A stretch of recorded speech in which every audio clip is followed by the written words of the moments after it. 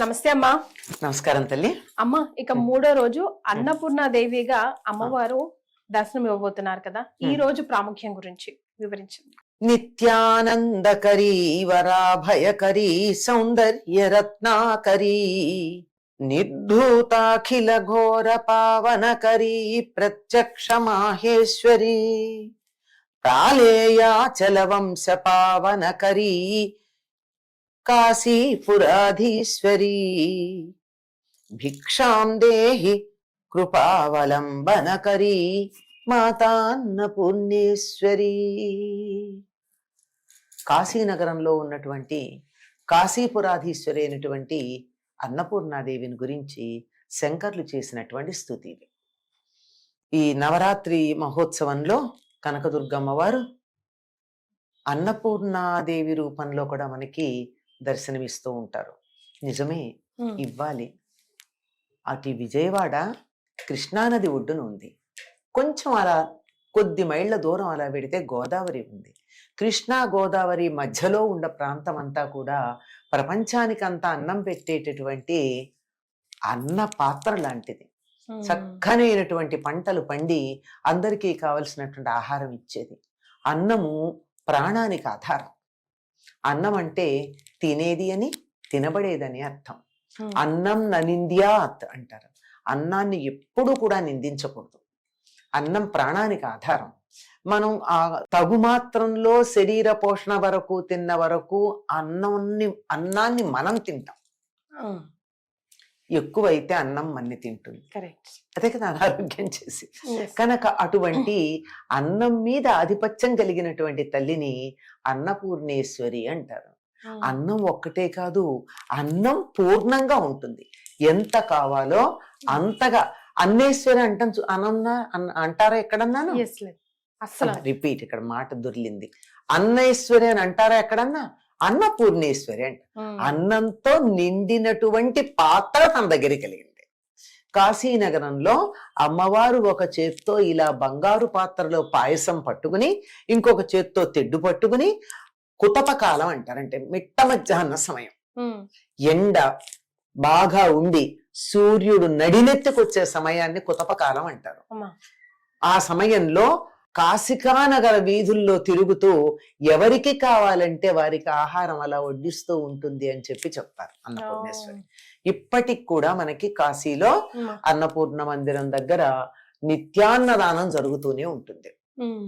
అటువంటి అన్నపూర్ణగా మనం అమ్మవారిని ఈనాడు ఆరాధించుకుంటూ ఉంటాం. ఇవాళ మాత్రం తప్పనిసరిగా మిగిలిన రోజుల్లో చేసినా చేయకపోయినా పాయసాన్నం మాత్రం చేస్తారు. ఎందుకు అంటే అమ్మవారి చేతిలో పాయసం ఉన్నటువంటి పాత్ర పట్టుకుందన్నారు. పరమాన్నం అంటారు. పరమాన్నం అంటే మన దృష్టిలో పాయసం, కానీ పరమమైనటువంటి అన్నం, మామూలు అన్నం చాలా శ్రేష్టమైనటువంటి అన్నం.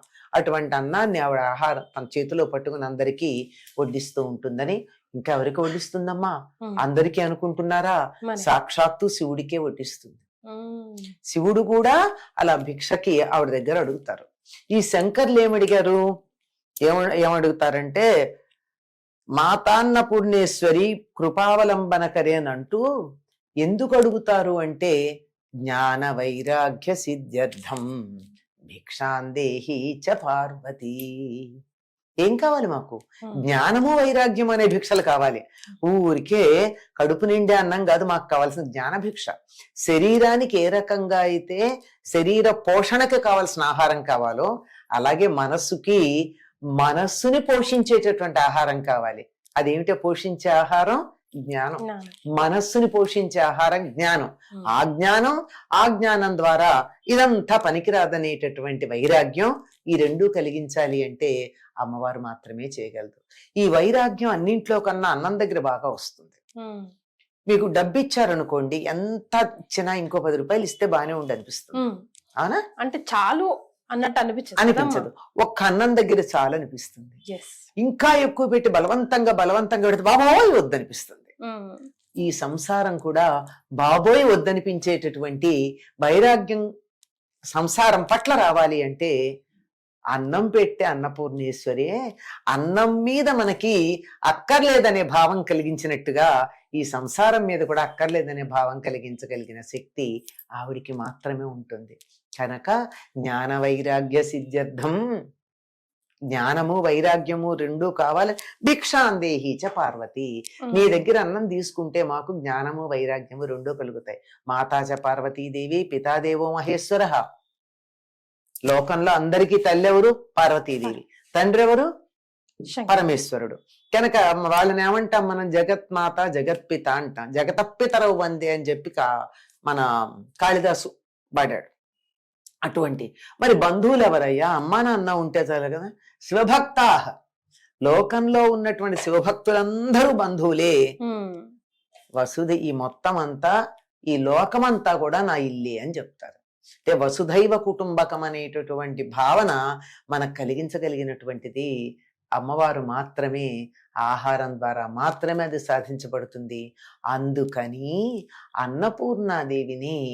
అన్నపూర్ణాదేవి అవతారాన్ని మనకి విజయవాడ కనకదుర్గకి ధరింపచేసి ఆకలి వేసిన వారికి అన్నం పెట్టడం అన్నది ప్రధానమైన లక్షణం. జగత్ పోషకత్వం అనేది అక్కడ అన్నపూర్ణలో కనపడుతుంది. జగత్తుని పోషిస్తుంది ఆ తల్లి.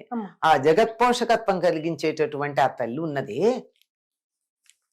ఆ తల్లి ఆవిడెప్పుడు తృప్తి పడుతుంది అంటే మనం ఆవిడలాగా ఉంటే తనని ఆరాధించామని తృప్తి పడుతుంది. అంతే కదా. ఆ విధంగా ఆవిడ లక్షణాన్ని మనం ఒకే ఒక్కటి, ఆకలి వేసినటువంటి వారికి సమయానికి అన్నం పెట్టడం అనేటటువంటి ఒక్క లక్షణం పెంపొందించుకుంటే అందరూ అన్నపూర్ణలేనమ్మా. అన్నపూర్ణ యొక్క లక్షణం ఉంటుంది. ఆ తల్లి మనకి అనుగ్రహాన్ని కలిగిస్తుంది. సో ఈ రోజు ఇంట్లో తప్పనిసరిగా చేయాల్సిన పని చెప్పాను కదా, పరమాన్నం వండడం అన్నది. ఎందుకంటే ఆవిడ అన్నపూర్ణ, కాశీలో ఉన్న అన్నపూర్ణ పరమాన్నమే నివేదన చేస్తూ ఉంటుంది. కనుక పరమాన్నం ఆ రోజు మిగిలిన, అంటే ఎక్కడ శాస్త్రాల్లో లేదు ఈ మాట.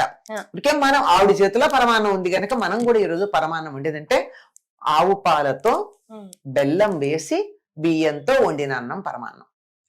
అటువంటి అన్నాన్ని బాగుంటుంది. చాలా సంతోషం అమ్మా, ధన్యవాదాలు. నమస్తే.